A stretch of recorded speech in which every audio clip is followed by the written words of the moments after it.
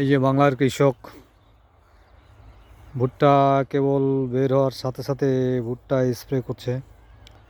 সূর্যটা ডুবে গেছে, তারপর কৃষকদের আরাম নাই।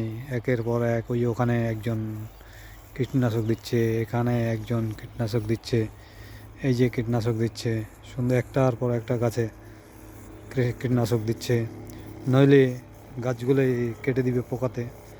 এই যে কীটনাশক দিচ্ছে। এদিকে আবার এই যে দূর থেকে দেখা যাচ্ছে যে মাঠে ধান নিয়ে ব্যস্ত, ধান তোলার জন্য। আমাদের কৃষকেরা এইভাবে কৃষিকাজ করে, অথচ আমরা কৃষকদের হয়তো ফুল মূল্যায়ন করতে পারি কি না জানি না। এই যে এখানে কৃষক ভুট্টা জমি আগাছা নিধন করতেছে, সূর্যটা ডুবে গেছে, তারপরেও কৃষকদের আরাম নাই।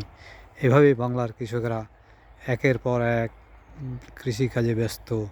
সোনার ফসল ফলার জন্য তারা অকুল পরিশ্রম করে চলে। হ্যাঁ, এইভাবেই বাংলার কৃষক আবাদ করে। কৃষক এই যে দেখেন ভুট্টা কেবল কেবল গাছগুলা ছোট ছোট হয়েছে, অথচ আরাম নাই। গাছ বের হওয়ার সাথে সাথে কীটনাশক দিতে হচ্ছে। কীটনাশক না দিলে এই গাছগুলোকে রক্ষা করা সম্ভব নয়। পোকাতে হয়তো 24 ঘন্টা সময় পেলে বা এক রাত সময় পেলে পোকাতে গাছগুলোকে অর্ধেক কেটে ফেলে দিবে।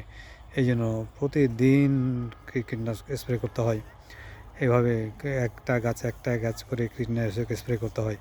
এই যে আমরা দেখতে পাচ্ছেন কীটনাশক স্প্রে করছে। এভাবে একের পর এক গাছে কীটনাশক স্প্রে করতে হয়। এভাবে প্রতিটা গাছে কীটনাশক স্প্রে করছে। প্রতিটা গাছের গোড়া ভিজিয়ে দিচ্ছে, ওপর এবং গোড়া ভিজিয়ে দিচ্ছে, নাহলে এই গাছগুলোকে রক্ষা করা সম্ভব নয়। আমাদের অক্লান্ত পরিশ্রমে এই আমাদের ফসলকে উৎপাদন করা হয়।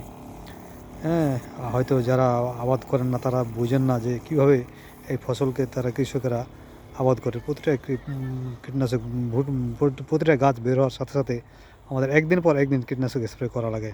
সুপ্রিয় বন্ধুরা, বাংলার কৃষকেরা এভাবে কৃষিকাজ করে।